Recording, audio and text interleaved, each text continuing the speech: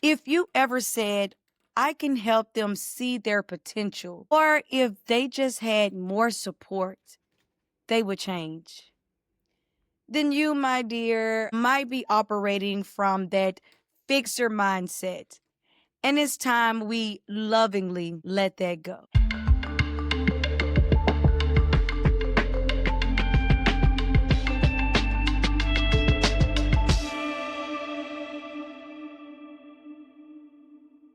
Hello, loves. It's your favorite certified life and relationship empowerment coach. I am Dr. Freda. And welcome back to another Power Pack session.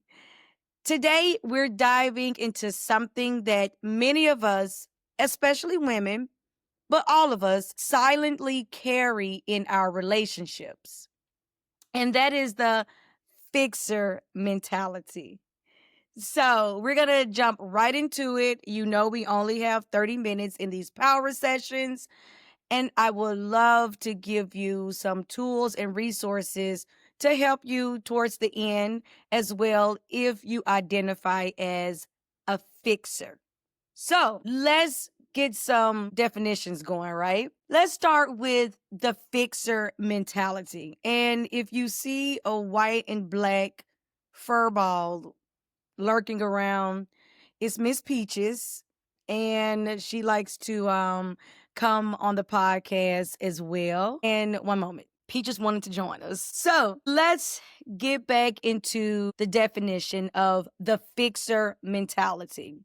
Now, the fixer mentality is when you take on the emotional labor of trying to fix, heal, or save someone in a relationship. And let's be crystal clear and let's be real.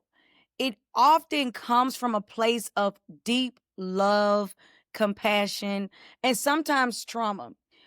We fall in love and with these unemotionally unavailable people, and we think that if I love them enough, or if I help them enough, or if I take on their responsibilities of their lessons learned, then they will love me more and they will be fixed. That's a fallacy. That is not true. And here's the catch. People as fixers are often avoiding their own healing. That's right. I hate to be the bearer of bad news, but sometimes, not all the time and not everyone, will take on projects with people in order to avoid their own projects within themselves. And so it's easy to look at other people's problems and know exactly what they need to do versus looking at your own life and focusing on what issues and problems you may have. Also, fixers are drawn to potential rather than reality. We fantasize what this person can be or could be, and we're not crystal clear of if they would ever get there. And so we romanticize this fallacy and we think that we can help them get to the potential we see in them. And that often neglect our own, pouring into our own life and filling our own cup. Fixers also feel guilt or failure when the relationship doesn't work, even when it wasn't theirs to fix. Sometimes fixers take on responsibilities in a relationship that is not even theirs. It's the partner's, right? Or it's their partner's past or previous trauma that they're trying to fix. We sometimes jump into other people's gardens trying to prune and weed and feed their lawn when our lawn is dying. And so we do that. And I'm saying we because I myself was a fixer. I myself used to get into relationships knowing the potential of my partners, and not all of them, but some of them, knowing the potential of their future. And I'm just telling myself, if I just love them enough and will them enough, they will get to this potential that I see and I know they have. It's not our job, including mine, to change or fix anyone but ourselves. That is the only responsibility we have. So I want to ask you this question and be transparent with yourself. You can answer it silently to yourself, but have you ever stayed in a relationship longer than you should have because you believe you could help them somehow, some way change? And be honest. Have you stayed in a relationship longer than what you should have stayed because you see their potential? Or you feel guilt because of their past trauma and you feel that you can heal them, you can support them, you can empower them to make the necessary changes. But that often comes with you neglecting yourself. And I'm going to get into that.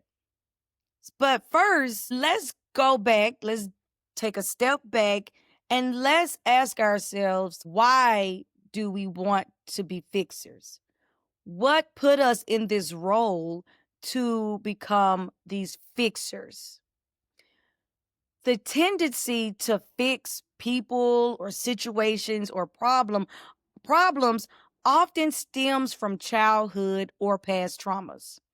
Maybe you were the responsible one growing up, or maybe love looked like proving your worth through acts of service or emotional caretaking. Fixers often equate love with sacrifice, rescuing, or being needed.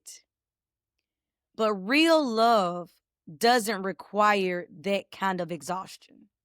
For an example, if your partner is not emotionally available and you know that they have been through a lot, the fixer mentality will tell themselves, I can help them open up. I can help them change. I can help them heal from their past traumas. But let me ask you this. What if you all are trauma bonding?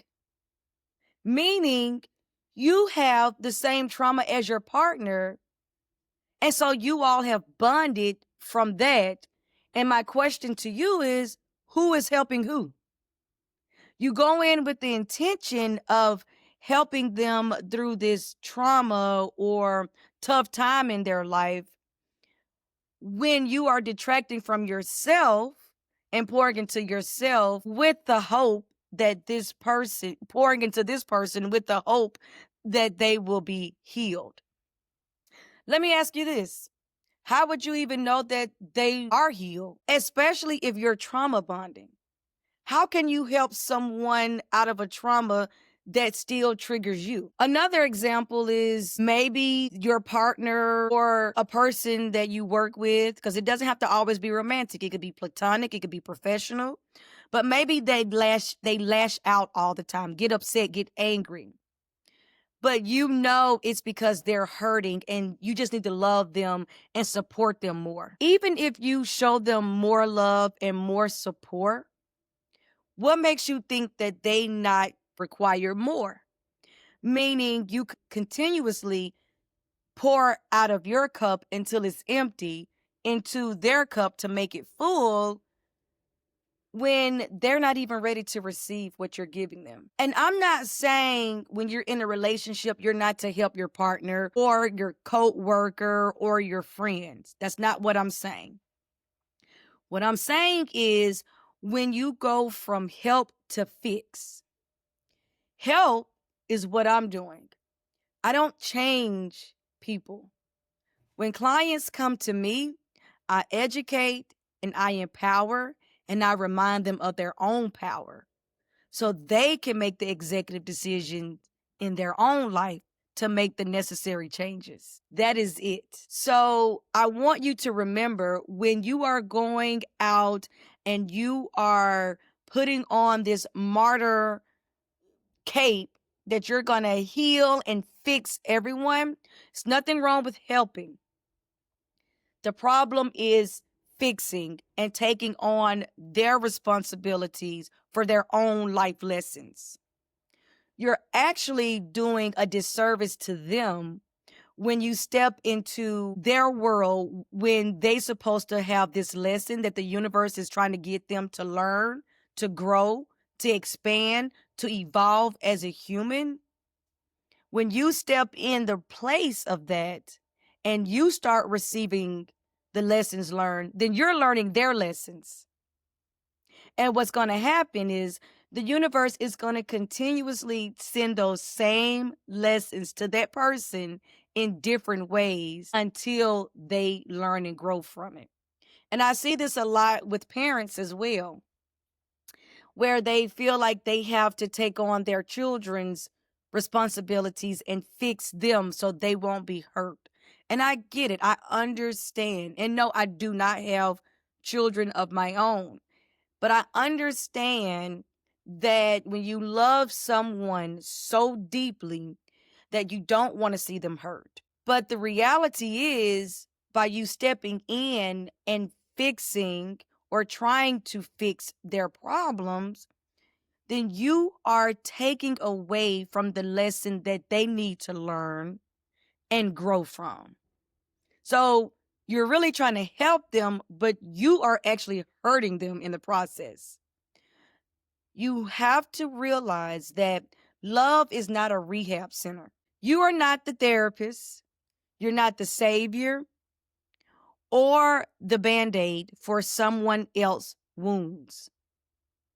If you want to help someone that's going through a tough time, a traumatic experience, or they're in a crossroads in their life and they just need extra support, as the partner to that person or the best friend or the parent or the coworker, the best help that you could give that person is to be a listening ear, as long as it's not detracting from you, and to also refer them to a certified professional therapist, counselor, and a coach. Most of my clients come to me for coaching, and then they also go to therapy. Because if you go to my website, I explain the difference between coaching and therapy, right? So if you truly love this person and want to see them grow from this situation that they may be in, refer them to a professional whose job is to help people get out of or move through their issues and their trauma. Not you. We want to help these people so they can show up in relationships full and emotionally available. All right. So when you put yourself in these fixer roles, what do you lose when you continuously put yourself in these positions? When you continuously take on your partner's responsibilities of growing emotionally and mentally, the first thing you will experience is burnout and emotional depletion. Like I said earlier, you're so busy pouring from your cup until it's empty, and you're pouring into someone else's cup who may or may not even be able to receive it. And you will eventually operate from depletion where resentment slowly creep in. And that goes to my next point. When that resentment creeps in, you start thinking about how there was unequal efforts in the relationship. Well, you could have stopped that 5 months ago when you seen patterns of that person always just calling you or needing you to dump their issues. Never ask about your day. You know, it's always a cloud whenever they come around. The mood and energy shifts when they come around, but you still just holding on, taking on their energy, their burdens, and now resentment sets in. What about when you repeatedly attract emotionally unavailable partners? You keep attracting these partners because it's within you to have this fixer mentality, because 9 times out of 10, there's something in you that you are avoiding fixing. So you want to do these passion projects on someone else when the passion project should be on yourself. And sometimes when you pour so much of yourself into something or someone else that you lose your identity in the relationship. So now you don't even know who or where you stand in the relationship because you have poured so much of your energy cup into their cup, and their cup is full or running over and you're depleted. So now you burned out, emotionally depleted, resentful, lost your identity, and you keep attracting the same partners in a different suit. You deserve to be seen. You deserve to be supported. You deserve to be loved, not drained, not dismissed, or delayed in your joy. Relationships doesn't have to be hard. It doesn't. We make them hard when we show up not being authentically ourselves, when we show up trying to fix our partners, try to get them to change. If that person never changed, will you still be with them? If they never ask your hand in marriage and you want to get married and they don't, will you still be with them? If they never support your endeavors, whether it's creative or entrepreneurial, whatever it is, will you still be with them? If they don't show up for you like you show up for them emotionally, if they never do that, will you still be with them? That's a question that only you can answer. Not me, not your partner, not your friends, only you. Okay? So I want you to get real with yourself and ask yourself, what have I lost constantly trying to fix others? Whether that's parents, children, partners, co-workers, whatever. What have you lost? What have you gave up trying to fix, change someone else? What have you lost? And if you have lost something, don't lose hope because you can reclaim your power back. Remember, I said I used to be the fixer. Let me do it. I can help you. I can love him enough to help him to change. No, it doesn't work like that. Though they have to want to change. And if they change for you, that's not sustainable either. And it's not sincere. They should want to change for themselves to be a better person for you. It's a difference. It's a difference in changing for someone else versus making the necessary change to show up as a better person for you. They are taking the ownership of changing, not you forcing them or making them to change. Okay?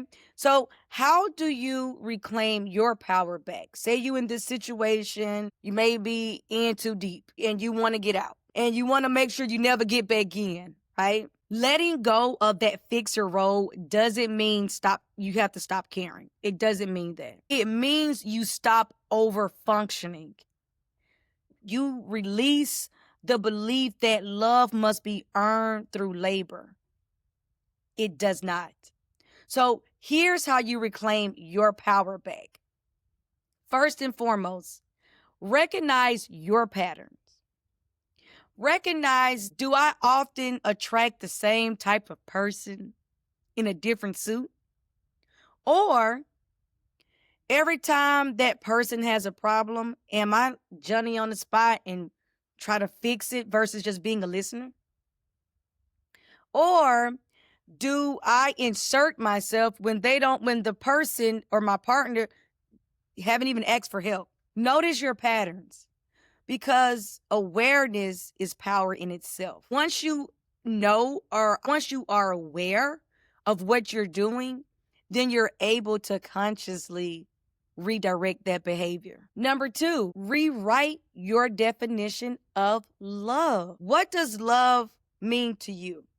What does love look like to you? Is love earned? Is it earned through acts of service? What does love look like to you?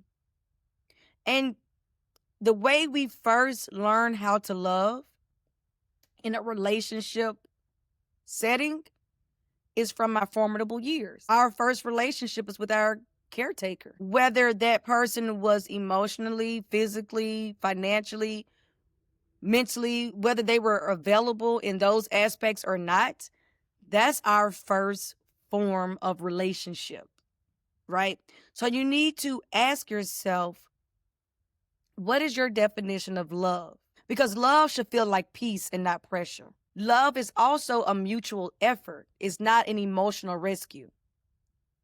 So again, you have to ask yourself these questions because you need to know the foundationally where this behavior is coming from so you can redirect yourself from continuing on these patterns of trying to fix everyone and everything and understand where that behavior come from. And once you understand the why you're doing it and what love is, healthy versus unhealthy, the third thing is to create strong boundaries. I preach this every single time. People do not have boundaries. They say that they create boundaries and they just keep moving, or they allow people to push them and move them. It's okay to say, that's not mine to fix. You're allowed to walk away from potential and wait for prepared. It's okay to say no. Your boundaries is your energetic way of teaching people how to treat you. You don't have to be available to people 24/7. I am a coach who have clients nationwide and I'm still not available to people 24/7. You have to set boundaries. It's your responsibility to yourself to set those boundaries. Number 4, reaffirm your self-worth. A lot of times when fixers are trying to fix, or the perception that they're fixing their partner or whoever, is because they need that validation of their self-worth. You are enough without proving or pleasing to anyone. You just alone, just because who you are is enough. That's it. So once you realize your self-worth and know that you are enough, you will start attracting partners who will meet you where you are. Right now, if you keep on attracting the same emotionally unavailable partners, that's because you're emotionally unavailable in some aspect. Like attracts like. The universe doesn't respond to what we say. The universe responds to what we energetically can handle. So once you heal and understand your own power and you know that without a shadow of a doubt that you are enough, you will start attracting situations and people who reflect that same belief. So, how to make choices moving forward in your relationships, professional life, with your children, with your parents, how in your personal life, how whatever relationship you feel is taxing on you, I want you to give yourself permission to let it go. And if you have to physically write on a piece of paper, I give myself permission to energetically, physically, financially let it go. Write it down, ball it up, throw it away, burn it, shred it, rip it, whatever you need to do to energetically, consciously break that cord, you have to let it go. Let go of the belief that it's your job to heal others before you can be loved. That's not true. You are loved because you come from love. And I'm not talking about your physical parents here.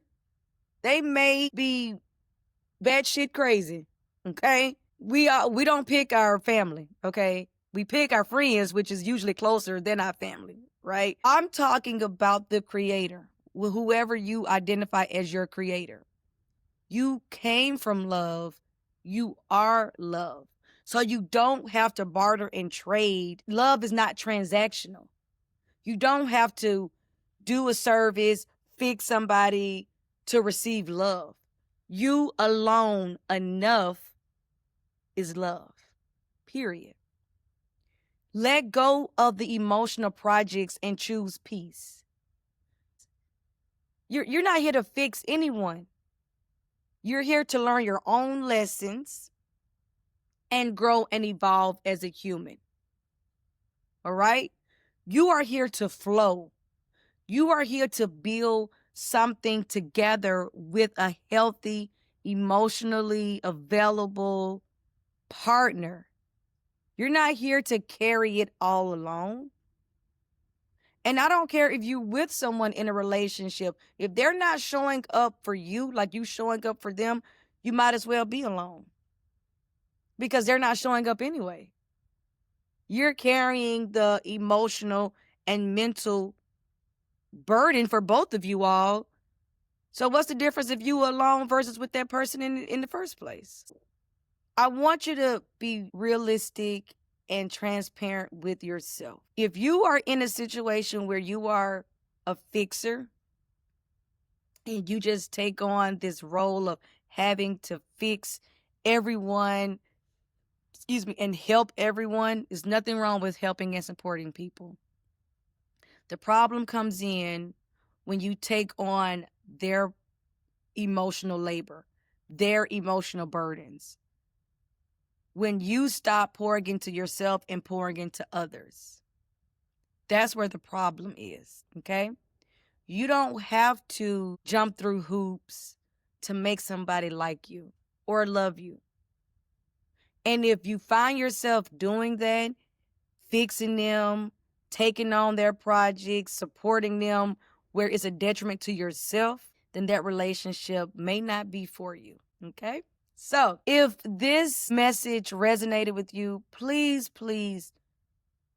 be the loving person that we all are. We just have to remember who we are. Share this video, this podcast, this message with someone who needs to hear it. And I want you to remember that the fixer in you was born out of survival. But the empowered you gets to choose differently. You don't have to stay where you are. And if you need more support, head over to my website. It will be in the description below. And join the Love Lounge. The Love Lounge is a community that I created where it's free to join.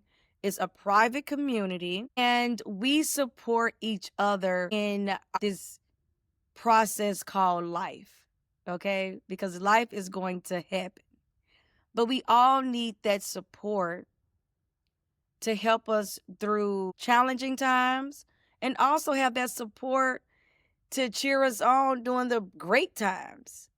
So head over to the website, join the Love Lounge. Also, like, comment if you know someone that is a fixer or if it's you yourself is a fixer. What have you seen in your life, whether it's professionally, romantic, or platonic, where that fixer mentality just did not work? I'm interested. And maybe you see it is working. Who am I to say that it isn't? Comment below. And also subscribe to this channel. I drop weekly video content talking about life, love, and everything in between. All right? So I want you to realize that I see you and I honor your growth, whether someone else is validating you or not. And you have to be reminded of that. So until next time, keep loving yourself with purpose and power. I'm Dr. Freda, and I will see you next week.